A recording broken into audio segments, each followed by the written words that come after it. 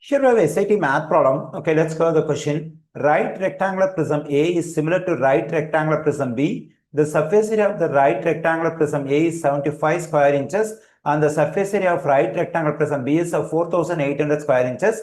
The volume of right rectangular prism A is 35 cubic inches. What is the volume in cubic inches of right rectangular prism B? Okay, here we have two similar right rectangular prisms A and B, and we have information about the surface area and volume, and for both the prisms we have surface area 75 and 4800, and for prism A we have the volume and we have to find the volume of prism B. Since the two prisms are similar, we can use the ratio of the surface areas and ratio of the volumes of two prisms to get the volume of the prism B.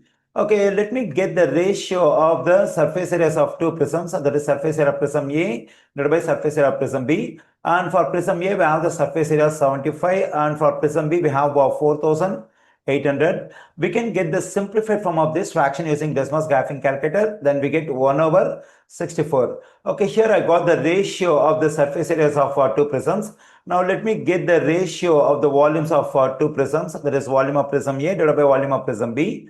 We can get the ratio of the volumes of two prisms from the ratio of the surface area of two prisms. How do we have to do that? We know that surface area is measured in square units. So our first work is we have to reverse the square units over here. For that we have to take square root of for both the terms of the ratio here. Then we get square root of 1 divided by square root of 64.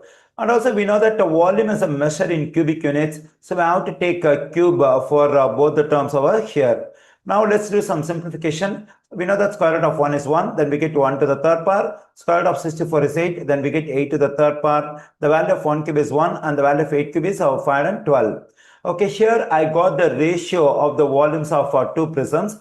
Now, to get the volumes of two prisms from the terms of the ratio over here, we have to multiply both the terms of the ratio by the same non-zero number, say x.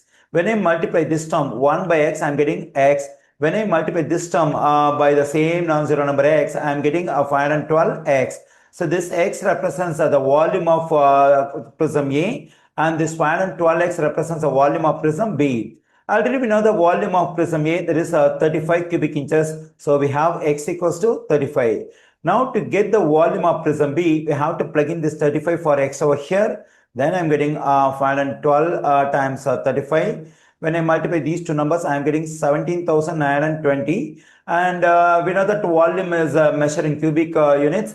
And we have all the measures in inches. So we have cubic inches. Okay, here I got the volume of the right rectangular prism B, that is 17,920 cubic inches.